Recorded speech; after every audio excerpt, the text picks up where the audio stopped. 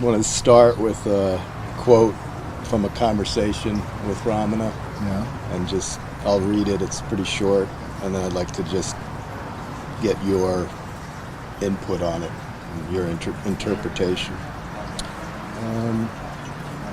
Ramana says, if you are vigilant and make a stern effort to reject every thought when it rises, you will soon find that you are going deeper and deeper into your own inner self, where there is no need for your effort to reject the thoughts. The questioner says, then is it possible to be without effort, without strain? Ramana says, not only that, it is impossible for you to make an effort beyond a certain extent. The questioner responds, I want to be further enlightened. Should I try to make no effort at all? And Ramana says, here it is impossible for you to be without effort. When you go deeper, it is impossible for you to make any effort. Wow. Well, he kind of answered the question. What do you say to that? So in my experience with self-inquiry, I guess I was very, very lucky because it seemed to be enough to be willing to know the truth. Not as some intellectual construct, but just simply for the truth to be the truth. I believe that effort is necessary in the beginning. For me, it wasn't really that successful, except for one thing. It let me know that my mind and all of its machinations and efforts actually this mind seemed to be unable to sustain effort for very long. And there was a bit of frustration, followed by, it's almost like a surrender. Well, if that's the truth, if this is the way it is, this is the way it is. You know, if this particular mind is incapable of, of the single-pointedness that perhaps some Buddhists have arrived at, and people who are very, very strong meditators. But I don't know that because, I meditated for a couple of years doing transcendental meditation, and then several retreats I made with Tibetan Buddhists down in Los Angeles at the Dharma Dhatu. There, I think it's on 1st or 3rd Street in Los Angeles. So in this case, I know that Nisargadatta talks about earnestness, Ramana and Gangaji talk about vigilance, and I'm in agreement that vigilance is good and that earnestness is good. But for me, it seemed like willingness, just an open, honest willingness for everything to be exactly the way it was sufficient, in this body. So it's more like a complete surrender? Yes. Yeah, and sometimes the effort is necessary in the beginning to realize that my own machinations aren't going to give me myself. And it was much later that I realized that the reason it wouldn't give me myself is because I always am myself. I've never not been myself. And, and so I was trying to be something that I couldn't be because I already was it. Was there a certain... I couldn't become because I already was it. Was that. Was there a certain day or moment where everything kind of crystallized in terms of it becoming that simple? There were explosive things that happened where there was a recognition that basically I'm not what I take myself to be, that I wasn't what I took myself to be at the time. But the knowledge became certain very slowly. The confusion went away very slowly. The mind immediately would glom onto the Epiphanies and make them a piece of property. This must mean that I've arrived now. I've had the explosion. well, I've been in bliss for 6 months now. I must be enlightened. Let me go to satsang and sit in the front row and stare at the guru until he recognized me and confirms my enlightenment. That's the way my brain was working at the time. And it was at that time pretty comical. Who was the guru? Who was the influence? They were all over the place. Anytime if there was a satsang within 100 miles, I would be there. I'd get in the car and go. And was it effective, or did it turn out to be not needed at a certain point? I don't know. I think it was, what I tell everybody is what I did myself, and if there's satsang, be in satsang. Anytime there's an opportunity to be in satsang, do it. There's something here in satsang that's really magical. You get reflected back to yourself. And you'll be able to see yourself, the reflection of yourself clearly. And the mind will naturally quiet itself in the recognition. Sometimes old feelings come up, like I would call it something from childhood or from the conditioning of this lifetime. The personality will come up with a strong recall,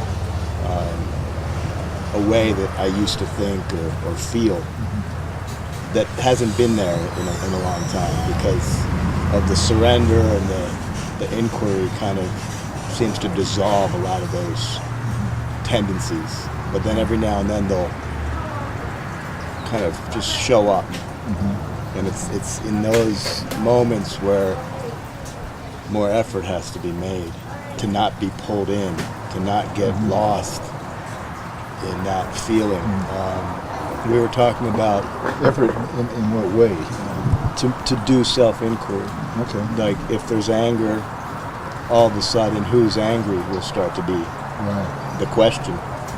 And if that happens, which it normally does, the anger can dissolve, because now it doesn't really stand up in the presence of self-inquiry. It's kind of like shining a light on a shadow, and you realize that it's just not. Exactly. It may, the little trigger of anger though may happen very quickly, and then it's already out. Like if I just flip a table, now I have to catch it. Part of what we were talking about earlier today was rejection, and I've noticed that in the last few months, that feeling brings up the kind of the deep core essence of what that personality construct is made of. Yeah. How have you found in your experience, like having to deal with rejection?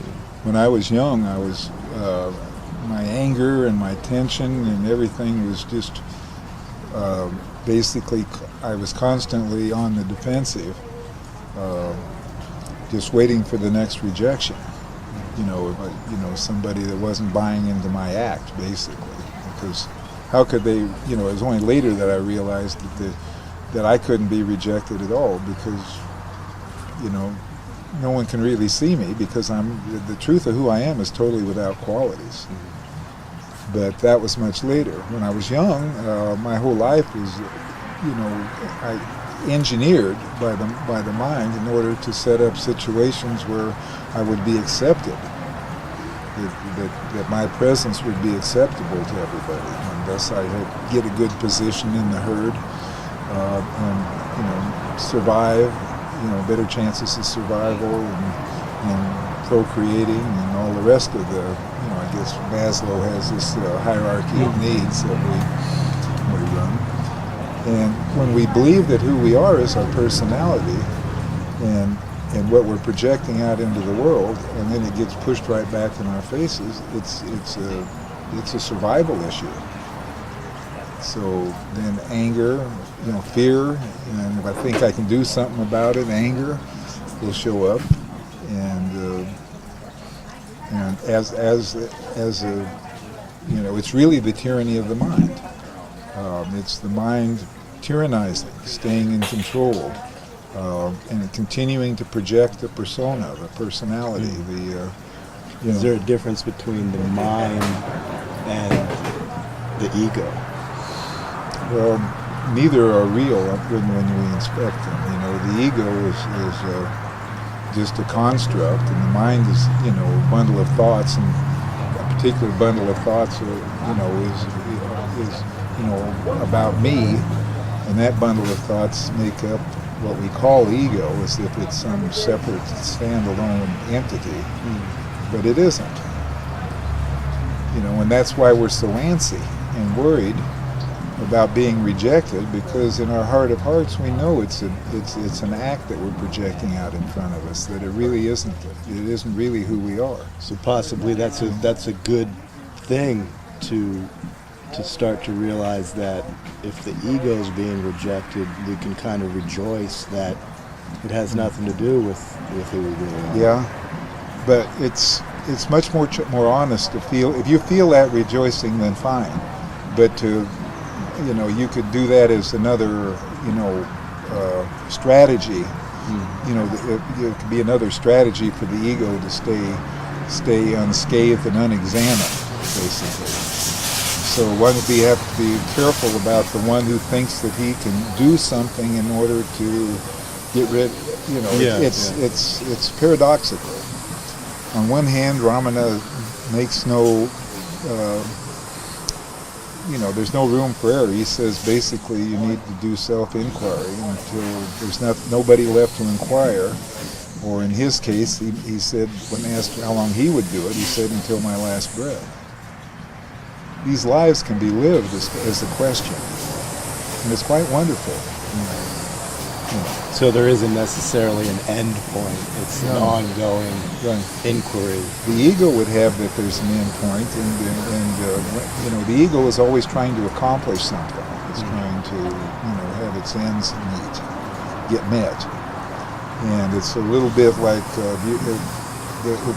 if there's someone there that seems to be in charge of your spiritual development, you can bet it's the ego, and you can also bet that it's I think Ramana said it's like the policeman, the thief pretending to be the policeman and has been put in charge of the castle.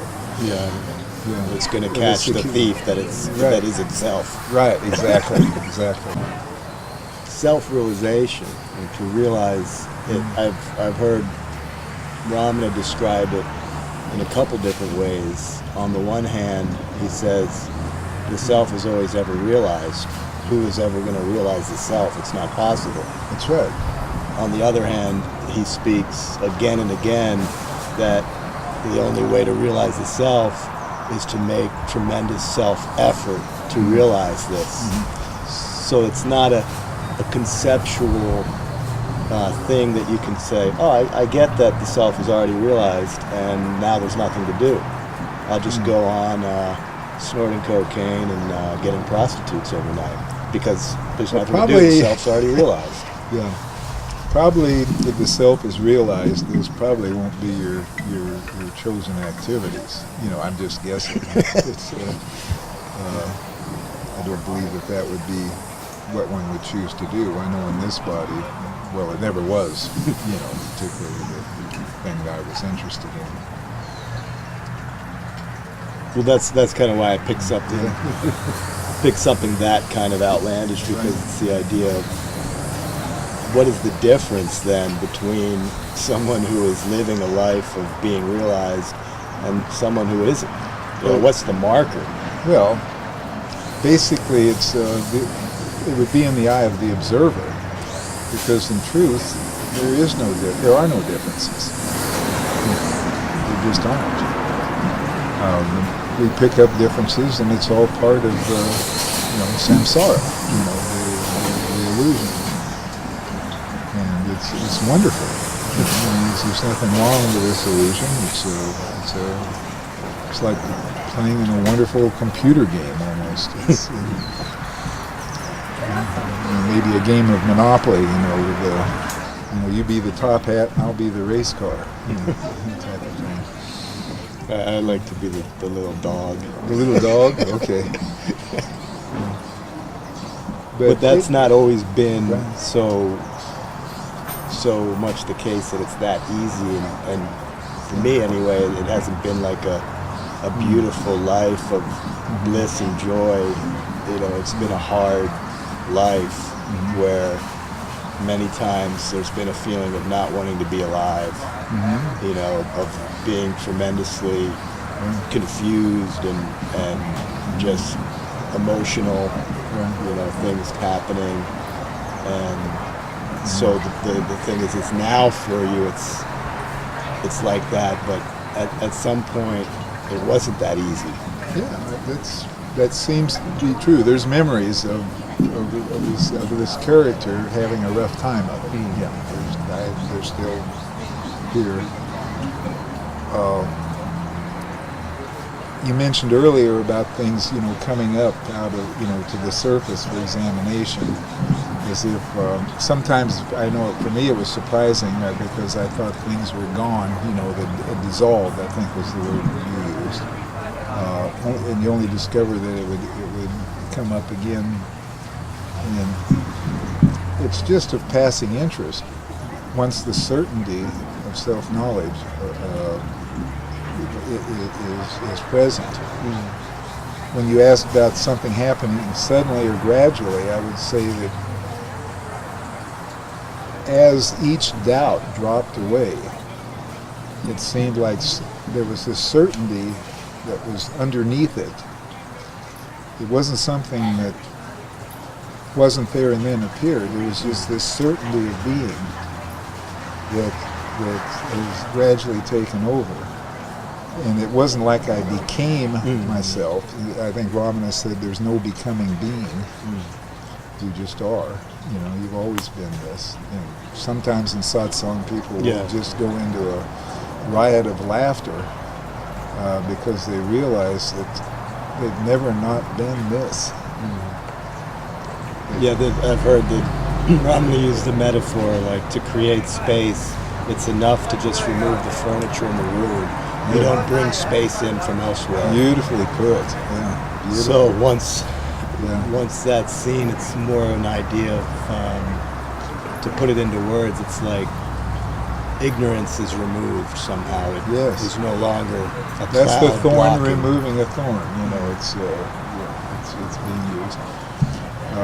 Talked to a lady today who basically, on the phone, who was basically just so against intellect. You know, she just wanted to surrender. I couldn't argue with her because if she is in the surrendered state she claims to be in, you know, why bring the intellect into it? On the other hand, if thoughts are arising and discomfort is arising with the thoughts, then the intellect can be used as the thorn, you know, to remove the intellectual fixation, the fixedness that's causing us to stay in suffering. I know now emotions still come through this body, but they kind of just flash through. If a story doesn't get started about the sensation flashing through the body, it's just through so quickly that there's no getting stuck in it. This is, I think, after a lot of self-inquiry, or living your life as a question. And there is a natural curiosity, so it doesn't have to be like a strategy to live your life as a question. Once self-concern drops away, it's like you look around and there's just this natural curiosity. You know, and you look within, it's a result of a natural curiosity. And, you know, it seems to come with the body. The curiosity is here. I find myself looking at my hands and my legs and everything, and it's, you know, they're not the same instruments that were there when I was in my 20s. Everything's changed, and yet I don't have any sense of them being me. It's very different now, in that way. So does it make you kind of appreciate the manifestation more, like the appearance? Does it make you kind of fall more in love with it? It's a hell of a show, but it's like, and it's very, very, very interesting. And it could end right now and it would be okay.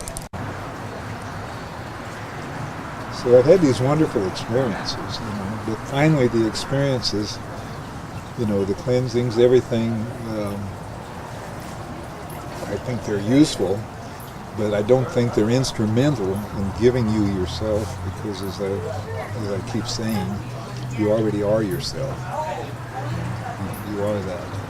You've never not been that. You always will be that. So it sounds like a lot of your life has just been touched by grace, is the only way I could say it. Absolutely. So when you were talking about effort earlier, I can't claim that I've accomplished anything.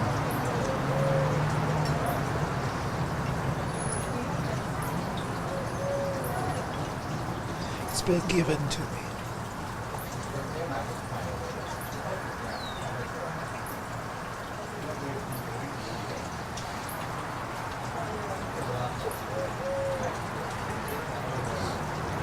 That's beautiful.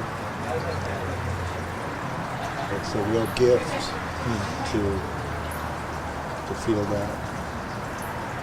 It sure is. It certainly is.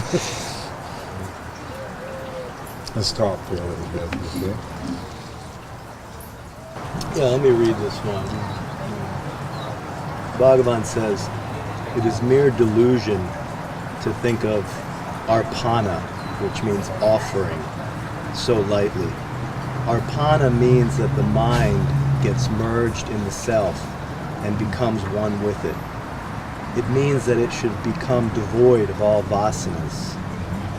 And that will not come about unless there is self-effort and God's grace.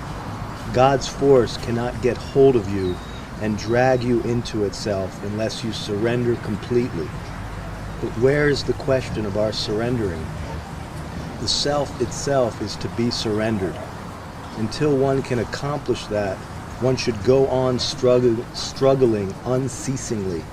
It is only after trying again and again that one may finally succeed in the effort. Once you succeed, there's no going back. That is the proper course. What is the use of merely repeating the word aparna, aparna? Yes. Yeah. He says it all. There's really nothing. That certainly doesn't need my agreement, and it has my agreement. So it's just if you find that effort is needed, the effort will happen. You will do it. The ego will try and accomplish what needs to be accomplished. Yeah, for me, it's a constant having to meet the challenge in any given day of feeling entitled, as if I'm entitled to some type of life. Mm-hmm. I've been a 34-year-old private in the Army, and now I'm a 40-year-old college student sitting in a classroom with 20-year-olds getting a bachelor's degree. And sometimes those experiences have been not so pleasant for what would be the self-image. To be looked at by a 20-year-old that's a sergeant in charge of me when I'm a 34-year-old private. I'm almost met with bewilderment. Like, what happened to your life that you would end up having to join the Army at the age of 34? Like, poor guy. Whereas internally it was a deepening of humility was happening, a deepening of surrendering the self-image. And it's still a constant, because that ego construct has so much sense of itself as being important. And I deserve this. And it's in the Ramayana, it's Ravana. Right. Ravana, I'll show you who I am. Right. Yeah. And that's what's in all of us. Mm-hmm. It may be until it's released, or however it's kept in check or gone. Mm-hmm. I like to hope and imagine that energy of self-importance will someday finally be gone and not come back. Well, it's actually an energy sink. We basically, separate identity as such requires so much energy to maintain. I can again remember being in one of Ramanaji's satsangs, and it just came to me just how much energy over a lifetime, at that time probably nearly 50 or over 50 years of living, had been spent in support of the idea of a separate me. And if that energy had been freed up, how much more energy could have gone into service or whatever the needful would have been at the time. Are those questions even relevant to me, if the point of this all is to come to peace? Yes. To come to the absence of doubt and trouble and thoughts. Is it even of any use to go into those questions? Yeah, well, I think that's a great question. I think that's a question we can live with.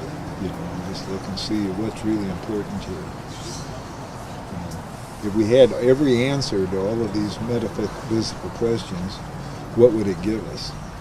That we don't already have, that we aren't already, that we're already that. Nothing can give us ourselves.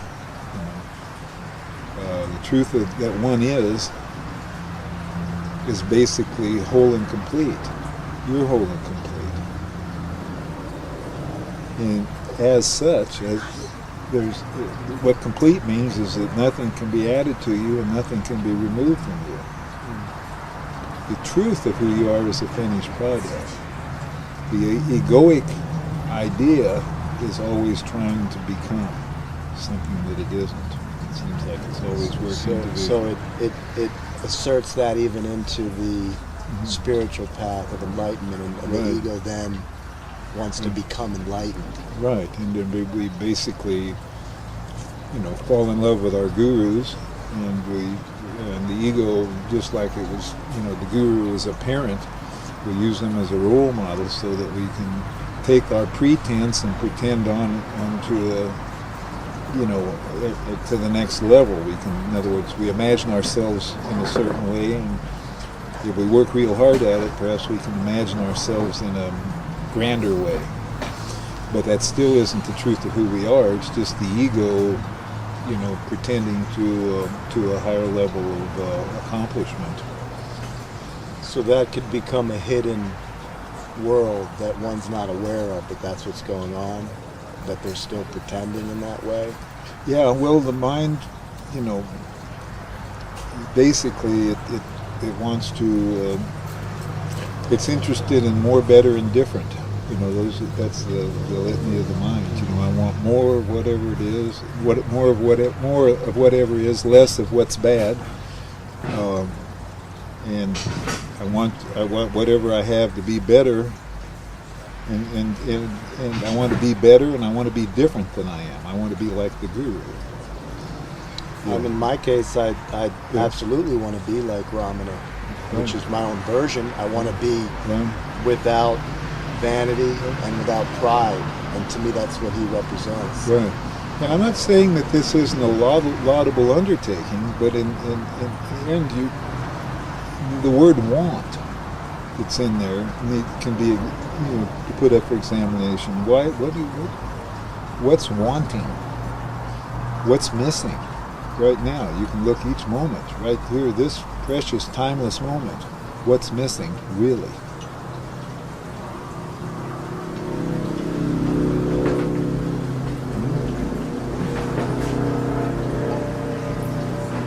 Is there anything missing right now? No. There you go. The record continues to play though, can either turn the volume down on the record, or I can change the record. And for example, if the record right now is that I smoke cigarettes and I like chai, Yeah. I could take that record off and I could put orange juice and no cigarettes, and I could play that record. But right now, this moment, I don't know if you have cigarettes on you, but cigarettes aren't happening, and chai and orange juice aren't happening.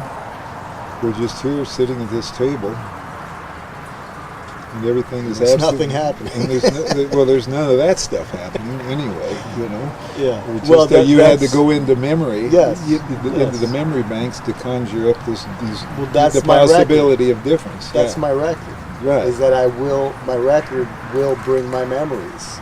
Right. I mean, that's how I know when I go out to the parking lot to get into my truck and not into your car. Right.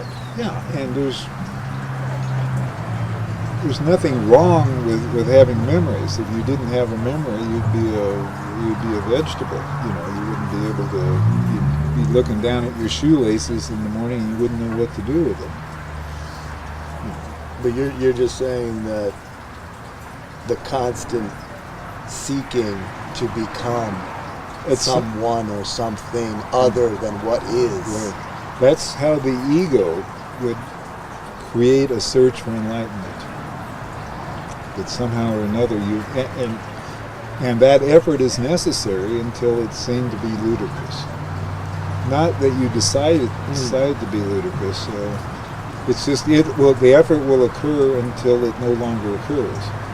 Papaji came to he got a job in Madras to be closer to Ramana Maharshi in the years just prior to Ramana, dropping the body.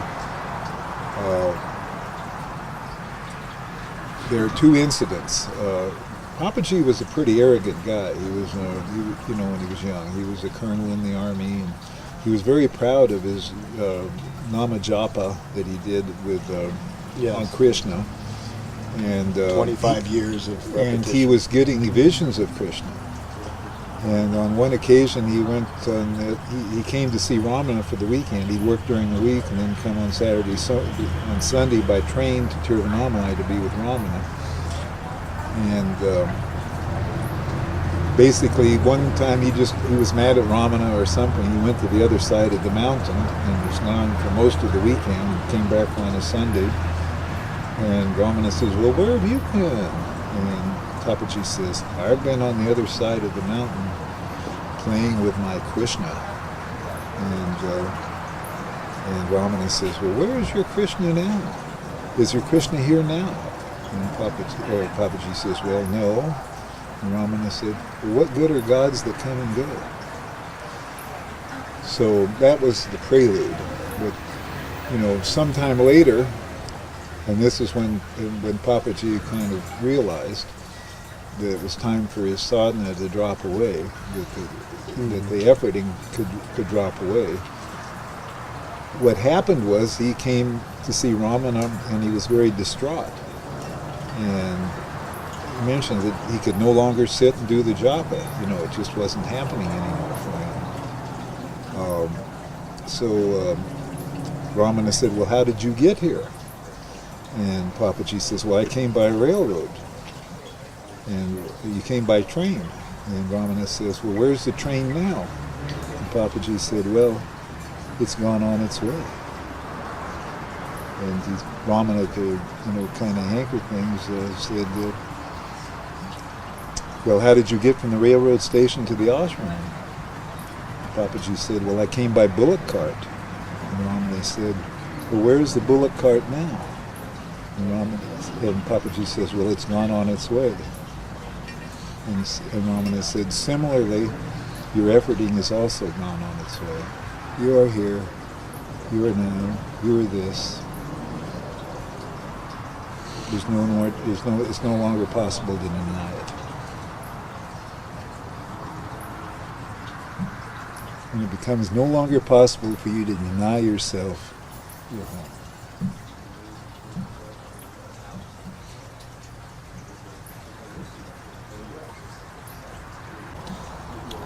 Okay, Ramana says,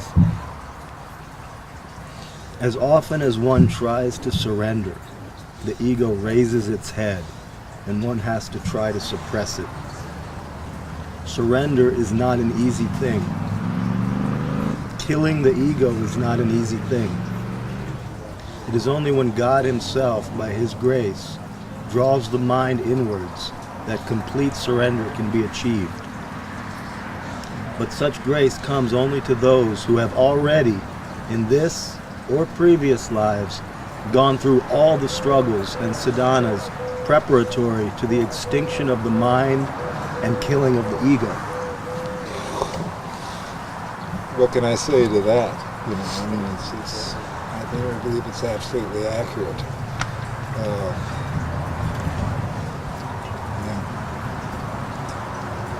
I mean, that's so well said that I just don't feel like adding to it. Yeah, for me, the conversational topic of that is kind of a word play. How can you kill the ego? Well, if the ego was, it would be suicide, first of all. And most egos just aren't suicidal.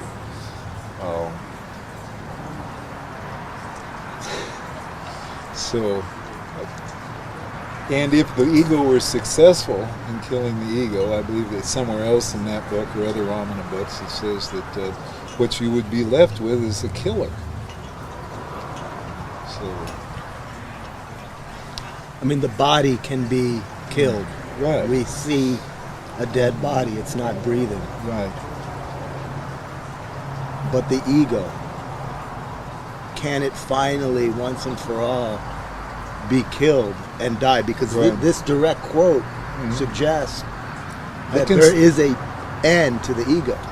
yeah. I believe there's an end to being fixated on the ego, because when we're fixated on the ego, we're struggling under the belief that the ego is real. Self-inquiry will show us finally that the ego is not. It's a phantom. It's a wave. It's a shadow. It has no intrinsic reality. It has no independent reality of its own. And the definition of the ego is that it's somehow or another that I stop here. I stop at this skin. That this is me and everything else is not me. That's the egoic stance. When we see that it just becomes revealed to us that that isn't true anymore, then we discover that we're not some separate entity who is trying its butt off to kill itself and to be here now.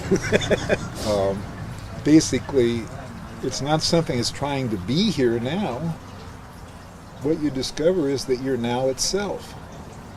And that this now that you are contains everything that's possible to experience or know. It's all contained within this nowness that you are. Now isn't a place where you're not. It's who you are. Now itself. Are there a lot of people coming to this so easily nowadays? I don't know how easily, and I just know, for me it was a real revelation to know, for that knowledge to dawn, that now wasn't a place where I'm not. Now, we relegate now to just being a little tiny moment in time.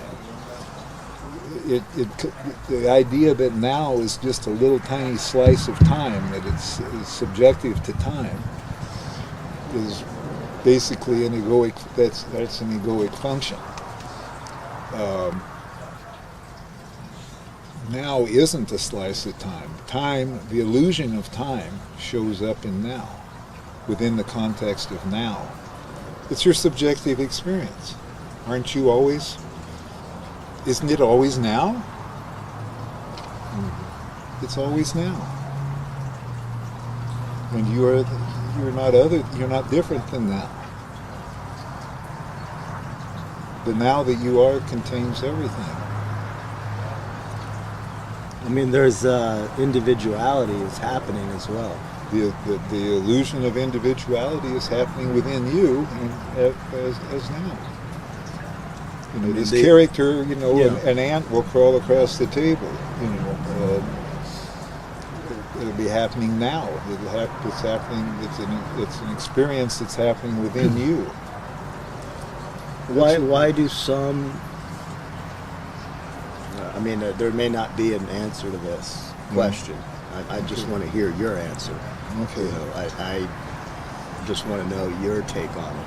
But why do some beings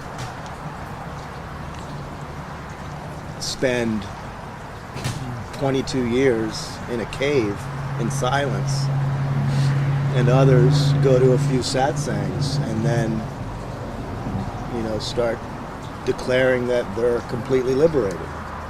Like, what is going on with that? I'm still confused. Well, it's I a don't mystery. understand.